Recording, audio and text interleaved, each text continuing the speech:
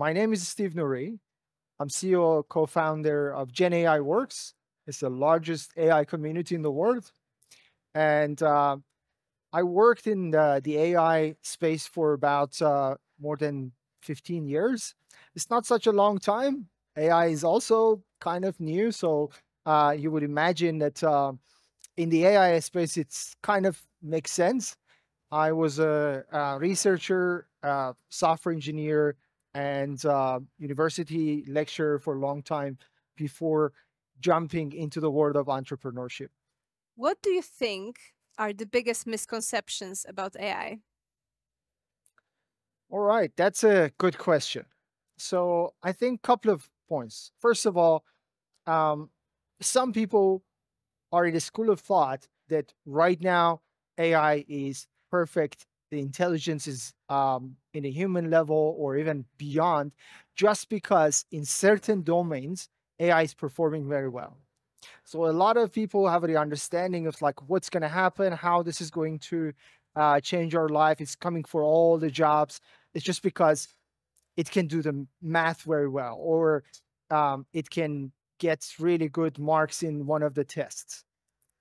The reality is, AI is still, as much as it's awesome, it is still long way to human capability. It's not even to the capability of like a 5-year-old or even maybe a cat. So we just need to be cognizant of the capabilities and the shortcomings. And do you think there will be any industries that won't be affected by AI? And that's hard to tell because of the time frames, right? So are we talking about short term, mid-term, or long term? Because in short term, there are lots of industries that will be safe, right? M- many science related sort of roles that we believe that AI will do a great job. They're going to be safe because of the complexity, because of the sort of um, human intuition and understanding of the world that is needed to be injected into decision making. In some cases, I would say that still human relation in like nurses are going to be fine, maybe even teachers because of that human interaction. It's a short term. In the midterm, um, I'm not 100% sure because when the intelligence gets over the human level intelligence, then a lot of business is going to make the business decision, which is not 100% aligned with humanity because they want to make more profit. And they're like, we don't mind if there's no job left because that's how businesses work. So then I would say at that point, there would be a lot of pressure for businesses to automate as much as possible, bring AI agents to make decisions. And because of the intelligence level is pretty much in the same level or maybe beyond, then I would say that only businesses that the human demand is there for human interaction might be safe. And that would be maybe influencers, content creators, maybe the people that are generating pieces of art, or certain, I guess, ways that um, still the injection of human um, touch is necessary. Do you have like a prediction of when that will happen? So predicting anything in the world of AI is just suicide because it's just everything goes to the wall. So, but funny story, 2 years ago, I was speaking in a conference in Singapore, 3 months before ChatGPT got announced. I make predictions always wrong. 200 of my prediction got wrong, but that one actually came to fruition right now. We are having, so I predicted the generative AI revolution is going to come 3 months before ChatGPT announced, and I'm very happy about it. But I would just say here that we do not have proper understanding of how these AI models right now, specifically generative AI models, are getting better. Like, what is the magnitude of improvement? This is very difficult to even comprehend. So people are talking about 10x improvements for the GPT-5 or maybe 100x improvements, but like, what is the actual scaling, right? Do you have a very concrete way of to doing it? So I would say that long sort of response was about, I think in 5 to 10 years, and that's 5 years of gap between, I guess, minimum and maximum, but that 5 to 10 years, we're going to see some human level intelligence that would affect our life in a different way. And how can people prepare for those changes? It is not only people, also government and organizations need to be involved. So sometimes when the rate of change and the speed and the impact is that big, it's it's not something on a personal level.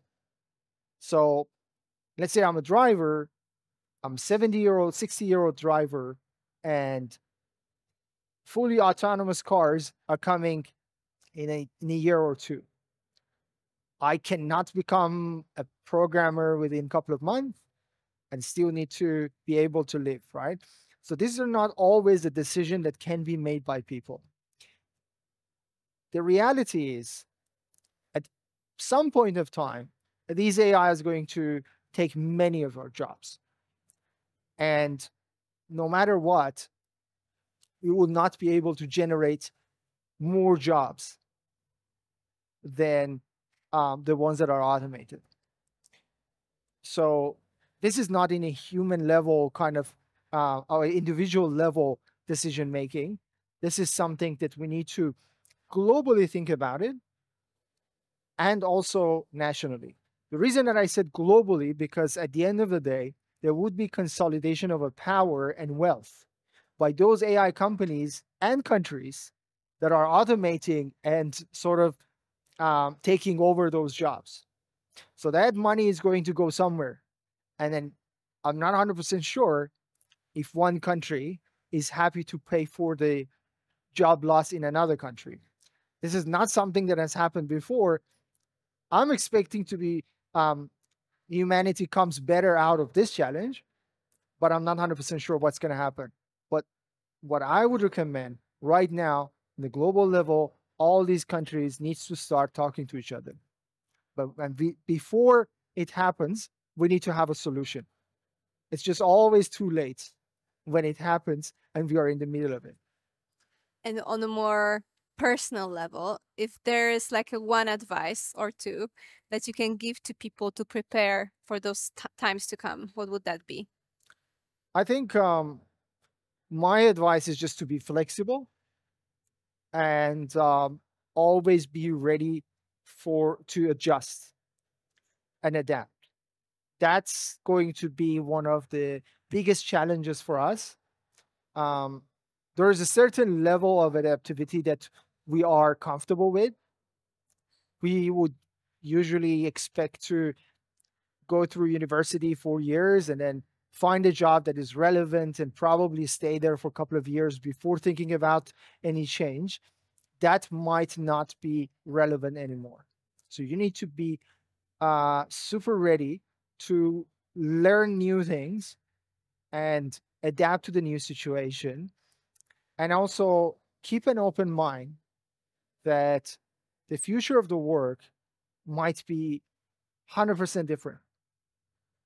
And that uncertainty is not necessarily something that we are used to and we like to see for our young generation. Many of them coming to me is like to know about like if their future goal is relevant or going to stay there because they want to find a topic that would be relevant, and there's no answer about it. As I said, 5 to 10 years is the time that many of the students going to still be in their prime of learning, education, and their jobs. So hopefully, the new generation going to be smarter, stronger, and faster to adapt. Thank you very much. Thank you.